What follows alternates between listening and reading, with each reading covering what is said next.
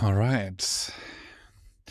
Welcome, everybody, to the Turbit Podcast. I'm Michael Tegtmeier, and today we are exploring how artificial intelligence is making wind energy operations smarter and more reliable. We'll dive into real examples of how AI is helping wind farm operators prevent failures, make better decisions, and also extend the lifetime of wind turbines. And I'm super happy today to have Dr. Richard Kunert today here with me. He's the head of data science at Turbit. And I'm really looking forward to our conversation, Richard. Yeah, thank you, Michael. Yeah, I'm very happy to be here. Richard, before we dive into the topic of today we want to talk about the AI monitoring that you have built with your team. Can you tell us a little bit about your professional background? Where do you come from? What motivated you to get into this field after all? Yeah, that's a really good question because I've got a very unusual biography for someone working in the wind industry. I actually studied psychology as a bachelor's degree, and somehow I ended up doing predictive maintenance for wind turbines. I certainly do not believe that wind turbines have some sort of brain and behave in psychological ways. Now, what I did is after psychology, I did a PhD in neuroscience over in the Netherlands. And there I developed an interest in artificial neural networks and data science in general. So when my PhD was over and I didn't want to pursue a scientific career, I instead pursued a career in data science. And there I joined a few Berlin startups. The last one was Secret Escapes, pretty big company in the tourism sector. Some listeners might know it from their own holidays. And yeah, that was just a great time. And at some point, I was approached whether I would like to do something good for the climate and the environment using my skills as a data scientist. And there was no way I could say no. That sounds really great. I imagine also coming from neuroscience and then going to AI or data science. There's so many words for these things. What do you think? Like, could you use what you have learned in neuroscience for data science, or was it something completely different? No, I could certainly use a lot of the skills that I developed for neuroscience. Many people believe that psychology, cognitive neuroscience, that these fields are primarily interested in just reading books and developing knowledge through individual case studies. That's not how I studied this. Instead, I handled huge data sets from magnetoencephalography or from magnetic resonant imaging. And these humongous data sets required data science-like analysis pipelines. And this is where I honed my skills as a data scientist. So for data science analysis tasks, I was pretty well equipped. And thinking about data flows, distributions, and the pitfalls of data analysis is certainly something that I developed during my neuroscience training. So if I may wrap it up, I can imagine that you learned image recognition in neuroscience quite a lot. So like labeling data, understanding with machine learning techniques, finding algorithms to label data or classify data. And then, sorry. Yeah, this is totally true. Primarily, though, I would say that time series data is what we handled a lot. So if you think about an electrode for electroencephalography or a magnetic sensor for magnetic encephalography, what they give you is essentially a time series. It's a time series of neuronal activity, and what we handle in predictive maintenance are also time series. But now it is a time series coming from a thermometer or anemometer or whatever other sensor. But the challenges are very similar. How do I understand this time series? What does it tell me? And how can I draw insights from it to guide my action? Very interesting. Sometimes when we are in conversations, I sometimes say the word scientific gut feeling. And when you come from neuroscience, like, or whatever you learned, um, what do you think is the gut feeling that you learned there from that time? Yeah, this is a good question. It's really difficult to put this into words, how one develops this gut feeling. I guess it is just through experience. So one gut feeling is, for example, if the results that the data tell you look too good to be true, they are probably not true. And this is something that you can only learn through experience. An alternative is, which is surprisingly hard, to let the data convince you. I always say there's nothing more shocking to a data scientist than real data. And it is certainly true. When we look at real data, we are very often surprised, and we also have to let the data convince us of what is going Yeah. on. And this might mean that a machine, that a wind turbine is behaving very differently to what we anticipated. But then we have to be ready to say, okay, apparently this is how this particular wind turbine behaves, and we should take that into account. Okay, yeah. So basically you're saying you might have some ideas how things work in your head, like theory wise, or maybe also physical wise. If we will come to wind turbines later, but what you're saying is, in the end, the only thing that contains truth is data. So you might have an idea about something and it might be completely wrong. And then you look at the data and the algorithms and something is completely different as you expected. Yeah, totally. So I'm a real proponent of data-driven insights. Yeah, of Yeah. data-driven approaches. This is what I'm pushing at Turbit day in and day out, that we Yeah. let ourselves be guided by data. Absolutely. Yeah. Yeah. Yeah. Super interesting.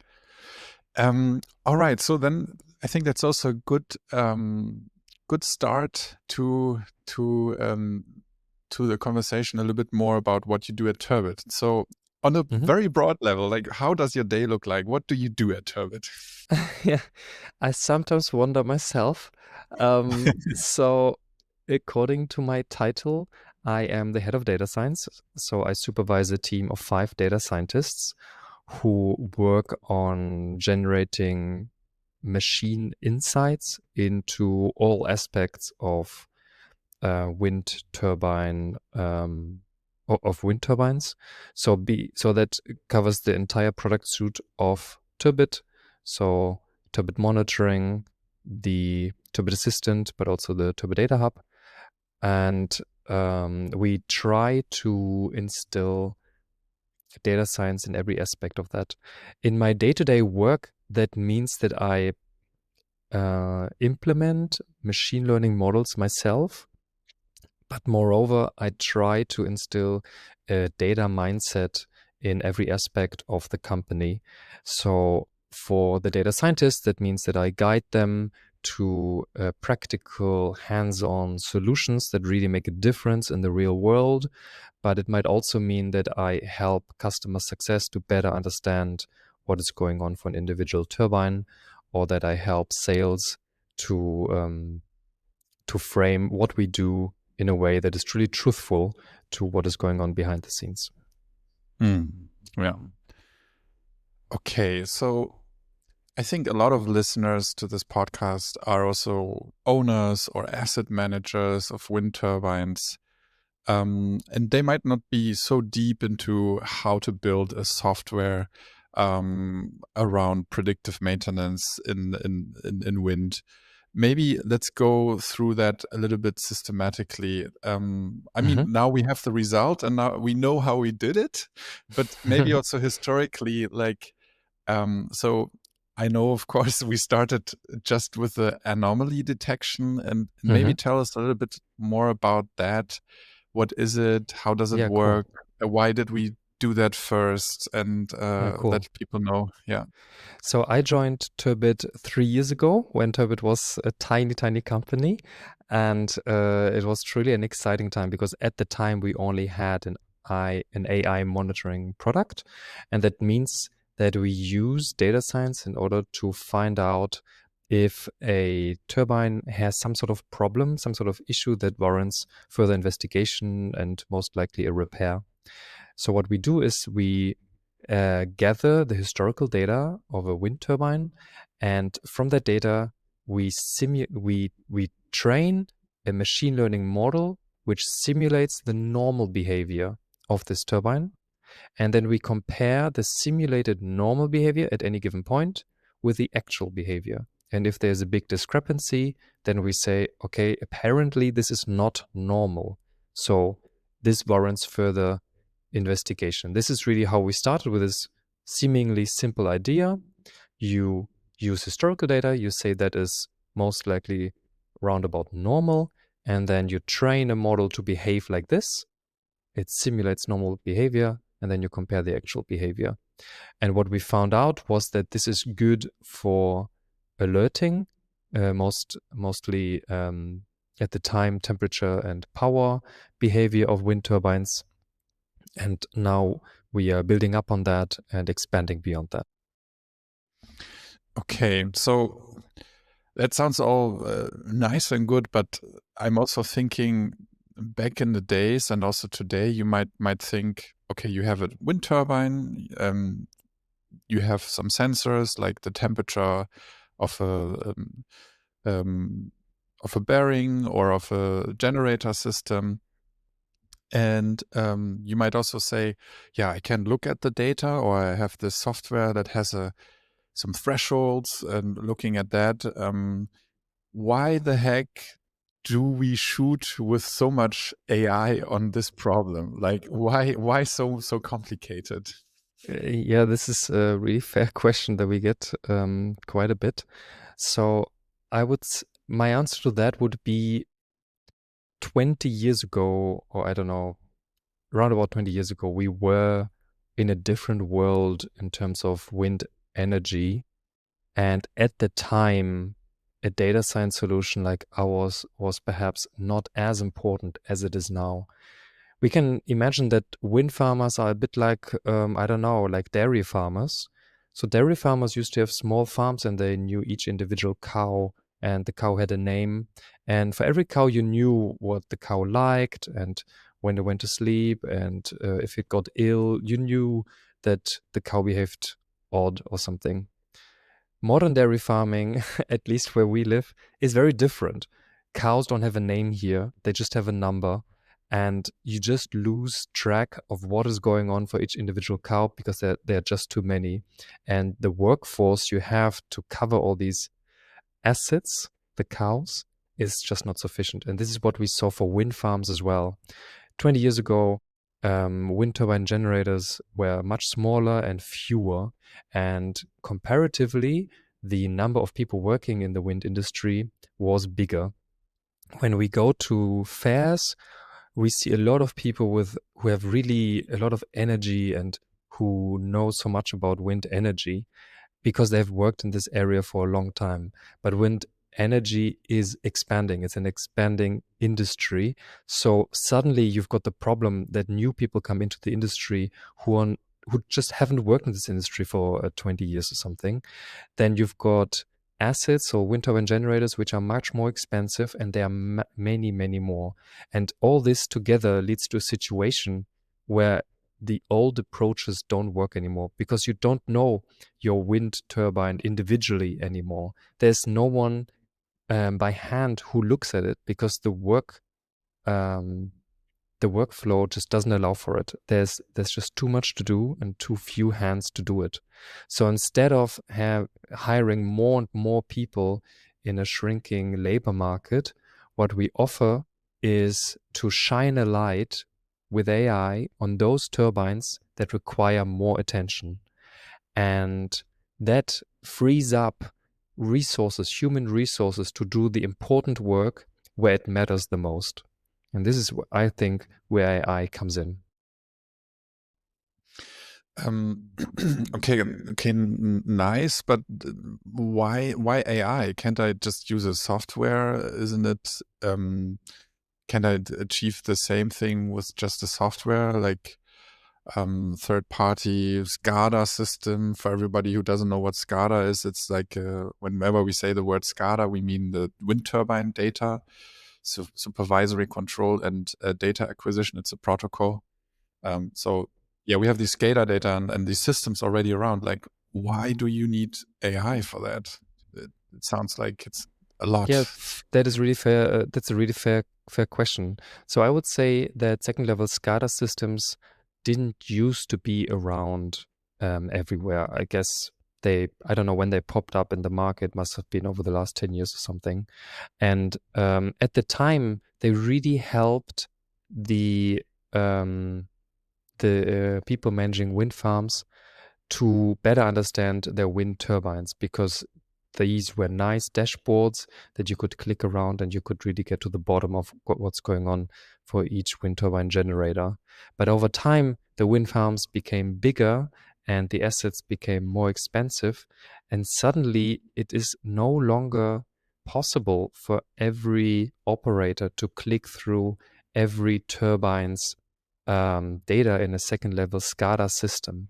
And it is much better to only look at those turbines that really require it. And you need some sort of system to scan your entire fleet regularly in order to be sure that you don't miss anything. And this is, I think, where the strength of AI comes in, because the AI doesn't really care so much about how many turbines it has to supervise. It is, once it is plugged in, you can supervise a great many wind turbine generators in your fleet, where previously you needed to hire more people and you needed a bigger office and you needed, just increase the headcount of your company. Now what you can say is, okay, I go to a company like Turbit, and then with the same number of people, I can achieve more for my wind turbine fleet. And also connecting it with what you said before, it's more like a data-driven approach, I think. And with that, you always naively look at every individual turbine and learn how that should behave in that very specific site, very specific components that have been used, etc. So that's how you get the scalability, right? True. It's like using an X-ray to every single wind turbine. In our case, the X-ray is on the sort of digital twin of the turbine. And then we look through every component that we monitor to see whether something is going on. And that's a much more detailed look than what is ordinarily done with second level SCADA systems on a daily basis. Yeah. So we know from our customers that we sometimes find faults that are actually quite old, and then they're really happy that we can identify them for them and fix a problem that had actually occurred a long time ago. Yeah.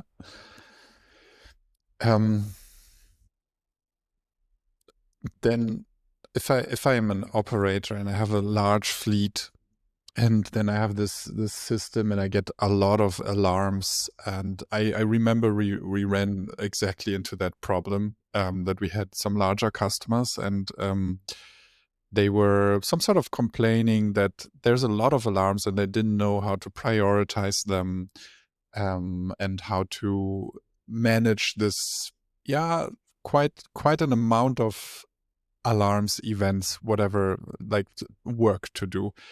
And you and your team, you have built something, I think, very, very innovative to tackle that problem. Maybe can you lead us through that? Yeah, totally. So we have accounts with hundreds of wind turbines, and the number of alarms that customers received was too much for them. This is the feedback that we got.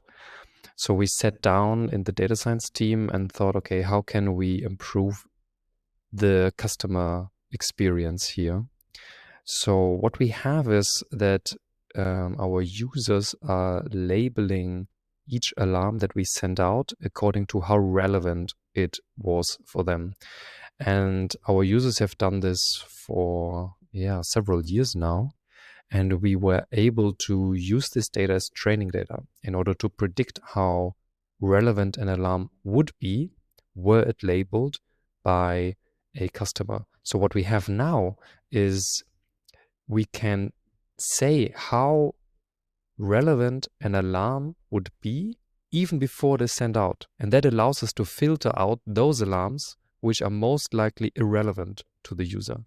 And that allows us to cut the number of alarms by a large percentage. Some accounts, we can cut the alarms by 3/4, so that will make a noticeable big difference to especially those customers that previously received a lot of alarms.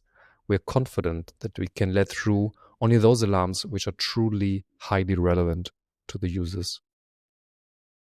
So it's a little bit like I got remembered of the problem that Facebook had at some point. You had so many friends that your timeline was so full that you could not look at all the posts of your friends. And then they invented this feed where you only have seen relevant quote unquote posts. Of course, the algorithms work a little bit different there, because Yes. what Facebook finds relevant is not always what you find relevant. Yes. But it's a little bit like that, right? Absolutely. I'm glad that you had so many friends back in the Facebook days, Michael. These are really good news. Not any longer. Yeah, I haven't been in my Facebook for a long time. I don't know how many people are still left. It is basically the curated timeline, right? And the way Facebook curates the timeline is through AI. Now, the Facebook algorithm has the objective to hold you in the app. So they want you to be on Facebook for as long as possible so that they can show you ads. Our interest is more or less the opposite. We want people to come into the Turbit app, find out what they need to find out, and then move on. That's in a way, we use AI curation of the timeline for the exact opposite purpose, namely quick results. This is the aim we have. Yeah, interesting. So, but how can we trust that this is working? Like, we can say and be super proud we have this, we call it relevance prediction, but how do we make sure that this is actually working?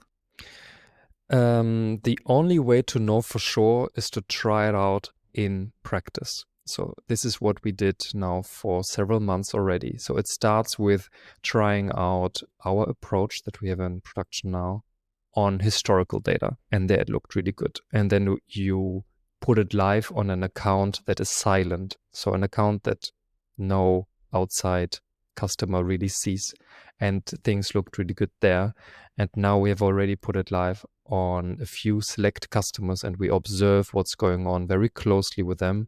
Our customer success engineers are cooperating with these customers and checking whether the experience truly got better. We are monitoring KPIs for customer success. And through all this together, we have a very detailed view on whether we can truly improve the situation for our customers or not. If you ask me what is the likely outcome, is that I would expect that we will find areas where we can get even better. And this is then where we will go in. The work for the customer experience is never truly over. So we go step by step, and through the close monitoring of what we can do well and what we're currently not doing so well, we can take these important steps. Yeah, and because your team is so data driven, they now can understand if the algorithm works in the way how we want it to work, or how the customers like it to work. And absolutely. Yeah. So our KPIs that we monitor are numbers that the customers give us. So we are looking at the customer feedback, in order to evaluate our work. We don't pat ourselves on the shoulder. We are waiting for what the customers tell us in real life. So then in the end, if we do something right, we know from the customers, okay, this is something we did right because we got the exact feedback from the customer. It's not something that we imagine or like, so if you use Turbit, you don't need to fear, oh, will they act in my interests? No, they Absolutely. know. If Turbit knows if we are acting in the user's interests. Yeah. Absolutely, because we track it very closely. It is certainly true that it takes a bit of time to understand the situation before you act and improve it.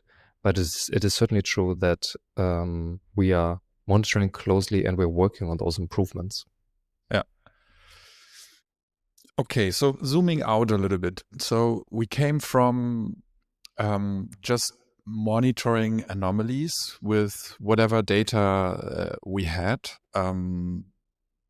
And then we realized this is creating a lot of alarms. Let's get rid of the alarms. How can we prioritize the important alarms from the non-important alarms? You have explained a little bit the relevance prediction. And now you have an inbox of relevant alarms, but then, I mean, wind turbines are quite complicated, right? So you get an alarm, and then the question is like, what do you do with that? Yeah, How does this like? Yeah, so there is still a bit of a gap between the alarm and the action that you're supposed to take. And we want to close that gap. So one step that we've already done is to group alarms into so-called cases. So a case is basically grouping all those alarms which are referring to the same underlying machine issue. So that if you open a case, you know, this is what's going wrong with my wind turbine, and then I can take action based on that. But this is not sufficient. What we want to get at is truly predict the root cause of an alarm, of a case. That is a big chunk of what we will work on this year to better predict what's truly going wrong with a wind turbine. And the hope is that once we get this work wrapped up later this year, that we can present the customers with really individual tailor-made predictions of where they should look. So currently, what we do is, this is the component where something is somehow going wrong in this turbine, but we want to go deeper into that and be very specific about where a fault occurred and what it likely is, so that a repair crew or the OEM can look exactly at this point and then get to a repair quickly. Yeah. So in the end, you're trying to develop an algorithm that just from the data that we get and the information that we get predicts what is the outcome of the analysis that a user would do in the end. Yes, right? Exactly. Yeah, exactly. This is the ambition we have. Exactly. In practice, I would expect that the time a user needs to inspect an alert will simply shrink. So for some alerts, it will drop down to 0. For some, it will remain just as big. But for most alarms, it will just shrink to a very small amount, because they can see what we predicted. Hey, we believe this particular component is somehow malfunctioning in this particular way. Then they quickly check it on their end, and then they see, okay, Turbit was right. I can just move on.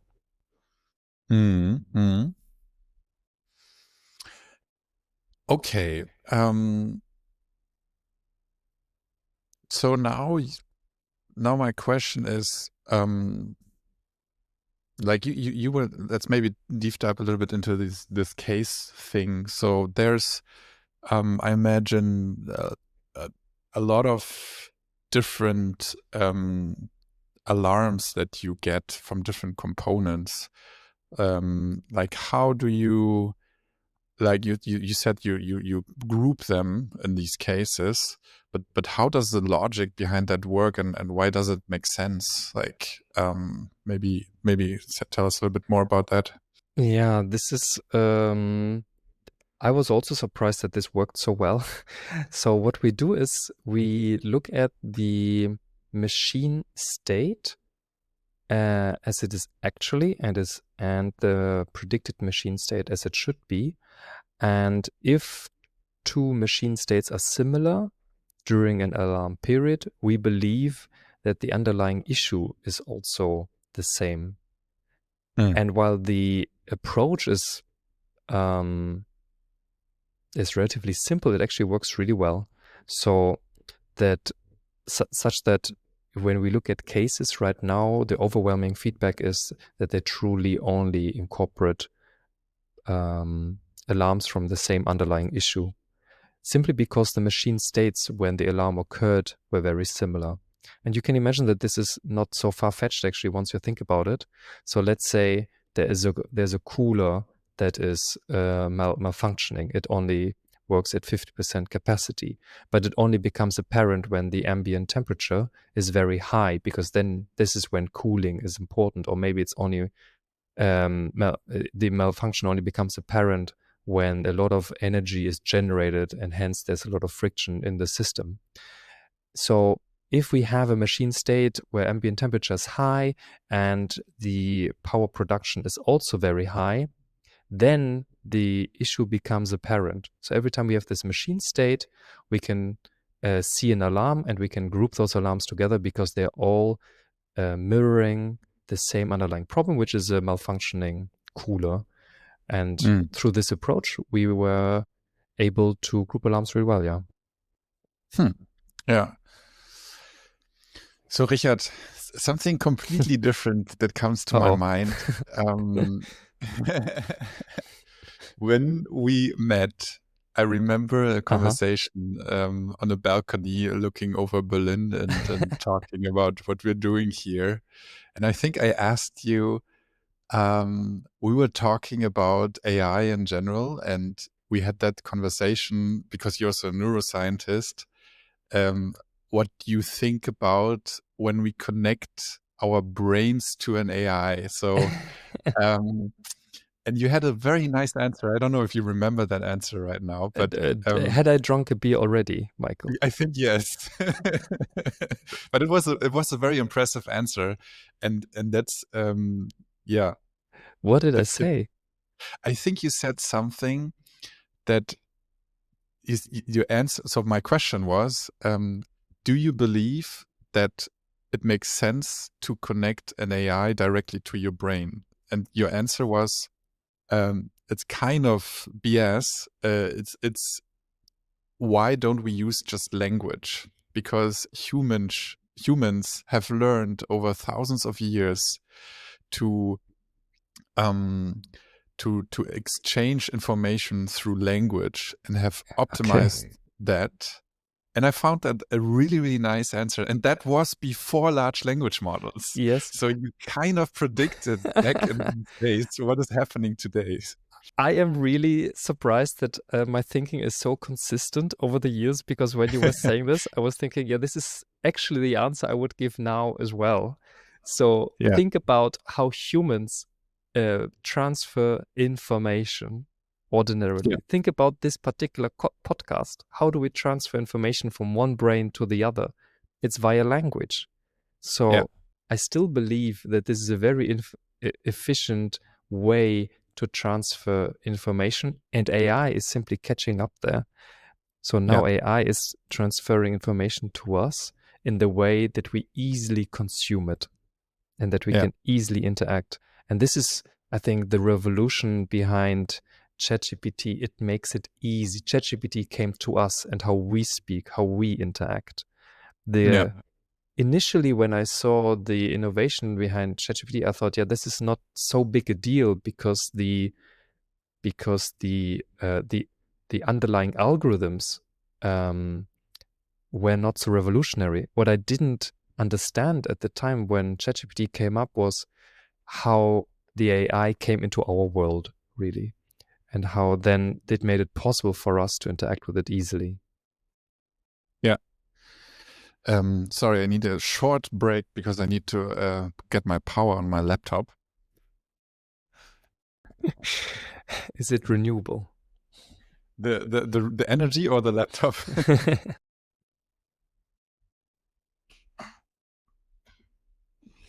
So I hope one can see me still. All right. Yeah. So I found that getting back to that that conversation that we had back in the days, I still find it a super interesting question. How will communication with AI evolve? And I had some thoughts, like especially back in the days when we started at Turbit, a lot of people were thinking like, but what is it that we do here? Can I trust the AI? Not everybody has this data-driven mindset and this mindset, okay, if I look at the data and I have proof, then it's really working. And now that somehow things are more in the language and it's more naturally to understand that there's some sort of an intelligence, it has become more easy for people to grasp AI, etc. Absolutely. So I'm curious about your thoughts. Like, what do you Absolutely. think? Yeah. What I think that the conversation has completely shifted. So I used to be, as a data scientist, the person who told everyone what AI can achieve, what you can hope to get from AI. But the conversation has really shifted in our society as a whole. And now I find myself more often in the role of someone who has to say, well, there are also things that AI is not so good at yet, and where Yeah. it needs to get better. Just because you can talk to an AI doesn't mean it can do other things also very well. Yeah. And that is Yeah. a complete shift in how we think about AI. And now I'm on the skeptical side, where I really didn't find myself before. I don't know how I got here. Yeah. Yeah, it's a little bit the hype cycle as well. I think AI was in quite a hype cycle. Now it's maybe a little bit in a downturn. Exactly with the large language models, people realize you can't do everything with it, and now we are in the adaptation phase. I think we will have another podcast on large language models. I would really like to continue the conversation there with you. Yeah, sure.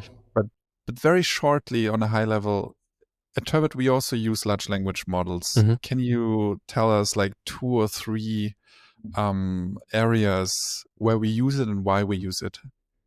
Yeah, sure. So Turbit is not just an AI first company in terms of what we offer to our customers. Turbit is also an AI first company in terms of how we work at Turbit. So everyone who develops software, be it software engineers or data scientists, works together with an AI. And that's like having a personal assistant.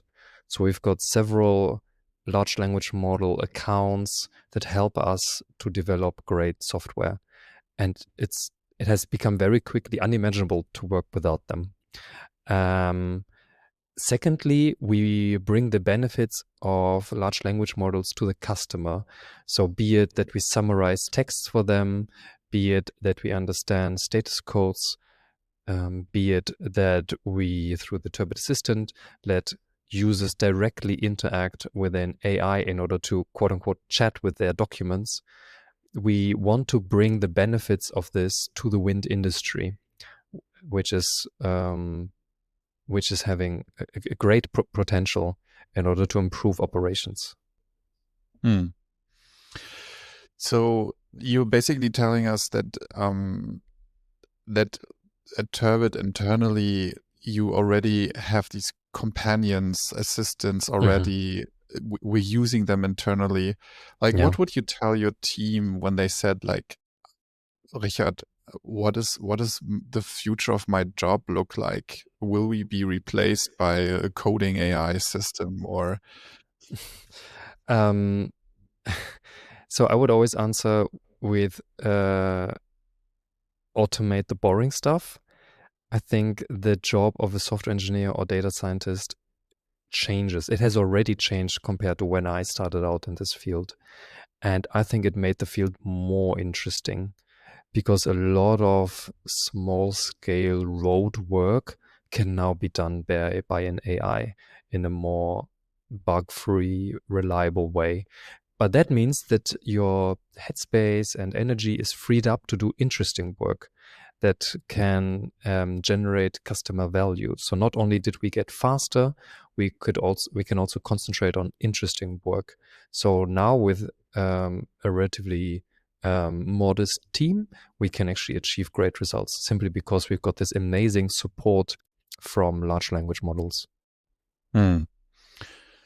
Yeah, it's interesting your answer, because it's kind of also what I believe is the same for our customers. Some customers ask, or maybe not directly but indirectly ask, like, but what happens if the AI does all of my work? And I completely agree. I don't think that AI will replace people's work. It's just it's changing the way how you do stuff. It makes Totally. things more interesting, and you Totally. get rid of the busy work. Yeah. You can finally do what you like, and Yeah. yeah. Let's to go back to those farms that I was talking about. So to agriculture, a huge percentage of the population used to work in agriculture. And it was necessary because we had very little automation in agriculture. So you did basically everything by hand, or perhaps you had an ox or a horse in order to help you. And things completely changed. Now the percentage of the workforce working in agriculture is maybe, I don't know, like 2% or something like this. But that doesn't mean that the others all became obsolete or something. We just do completely different work. Now that we are freed up from having to dig in the ground for potatoes, we can do other jobs that are completely different, that were just unimaginable in a world where everyone was constantly busy doing agriculture work. So their automation freed up people in order to do interesting stuff. And I think the same will happen here.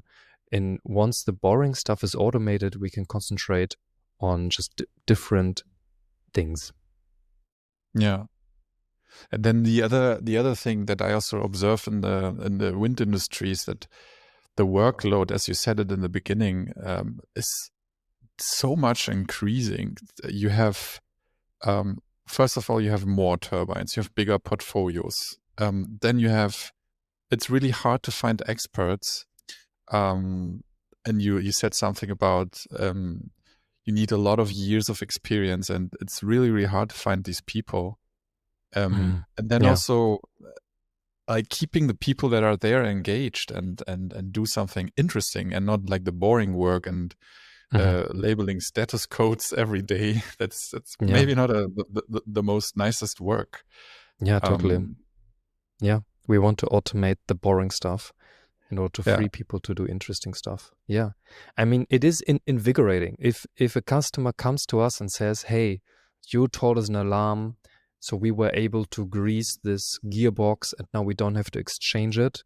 And that means through our work, we were able to prevent a customer from having to spend thousands, if not millions of euros in order to lift tons of steel hundreds of meters into the air. That's just really invigorating. So if you do interesting stuff and you're not bogged down by this road work, it is really nice. Yeah, it feels really, really great. Yeah, it is. I would say it's rather empowering, really. Yeah,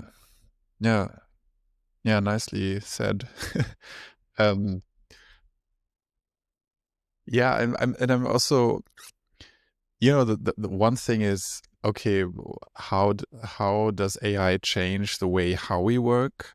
But then I think another important part is also value creation. Like, how do you look at this in wind, and then maybe also in a broader perspective? Like, how do you think AI will increase or change how values are created? Let's start with wind industry. So what do you think, what are the values in the end that AI can create? So I think the biggest difference AI will make is to the productivity of each individual person. So there used to be jobs like people just typing, or I don't know, people picking up phones, something like this, that don't really exist anymore because these things have become very handy. So the productivity of each individual person in a company has increased. And this increase of productivity is still happening because with LLMs, we now have these sort of personal assistants that I can chat with. I don't know. I've got a problem that I really don't know anything about. I just ask the LM. I mean, this is very common. Everyone really does that now, right? And that way, I free up a coworker that I ordinarily would have asked, and suddenly this coworker can do the job that she has to do, and thereby the productivity has increased, and with few people you can get just more stuff done. And this is definitely happening in the wind industry already. So I can imagine that you get people onboarded in your company. Let's say that you are the operator of a wind farm, and the time before this person is productive can be decreased. So you can get them faster on track to get things done for your wind farm. So it no longer takes half a year, 1 year until they can do interesting work, but you give them this assistant and suddenly they can hit the road running. Yeah, what I also think is that with AI, things can be done drastically different than they used to be done before.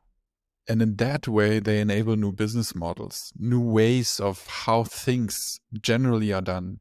What if what if the turbine tells me it can talk to me, like literally talk to me and tell me, hey, I have this problem, I have this issues, and I recommend you give me this and that, this service. Then the question is like, how will that change the whole industry? How will it enable other business models? And I'm also maybe a little bit a sneak peek. I'm really looking forward to the conversation with my co-founder Christian, and he has been working on this AI insurance thing, and we're gonna deep dive into that. So I see it in wind already that there's a creation of new business models and a creation of fundamentally how things are done differently. Yeah. To maybe, sorry if I can add one thing. The one thing that I do differently already today is I go out with my phone and I record my thoughts, and then I put them into ChatGPT and I sort them, and I can write articles out of it or whatever I need to do with that information. But it's a completely different way how I work already today. Nice. So you don't need to sit in the office all day, Michael, and you're still productive. I love that. There's nice. But it's, I would say we here at Turbit, and maybe also me personally, I'm a person who loves doing things in a different way, in a new way.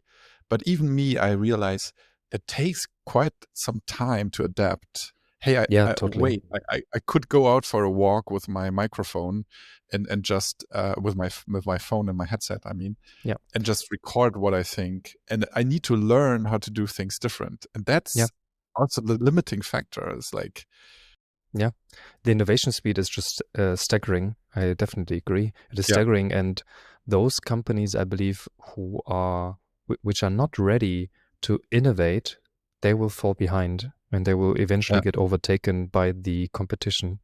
And if you want to participate, I think there's no better time to then just start now, right? This is a great moment for innovative ways of doing your business that we just hadn't thought about before, because suddenly there are these new options on the table. Yeah, and it's also a matter of creating a system. And I'm also looking forward to a talk with Clemens, our data engineering and software infrastructure team. He always thinks very nicely in ways how to create a system that is adaptable and repeatable. So what do I mean with that? Like, in terms of AI, it's like, okay, I have a tool that I can use in a different way. So that's the outer world that I need to change. But then the inner world of that thing, the intelligence, what large language model I use, what algorithms I use, these change and evolve over time. So like what I want to say is it's about trying to do things differently and then being on the right path to adapt quicker and move on with the changes, and the changes are happening so quick right now. Yeah, totally. Yeah. It's really an exciting time. I'm really happy that I joined the wind industry in this phase. I have to say, this is really an exciting time where I think the industry will change very quickly, and it's great to be part of the journey. Yeah, super cool. So so then maybe as a last point, and then we wrap it up, what do you think, what will people really surprise next year in terms of AI and the general development? What is something that you think most people don't think will happen? Yeah, that's a really fair question. So, if only I knew. I'm pretty sure that it will be surprising. I just wonder how. So, if I were to guess, if I think about the information flows we have right now, we think about information silos too much, and I think the biggest gains will come from information combinations. So, for example, as a wind farm operator, I might invite a company for a drone inspection. Then I've got these drone pictures. And then I get a PDF report and done. Then I've got a different company that installs a blade monitoring system with vibration data. That I get that company to give me a report, maybe regularly, done. And all these streams of information are separate. And I think once we put them together and an AI can get a holistic view of what's going on in a turbine, then a completely new level of insight is possible. This is a bit similar with if you think about how we are currently doing this work. The system that brings all this information together is the human brain of the operator.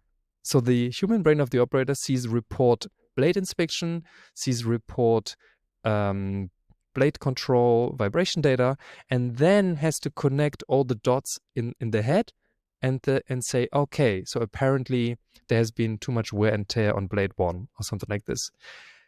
And we want to have a similar experience with AI. I think people will be really surprised just how powerful that is once you bring different information together.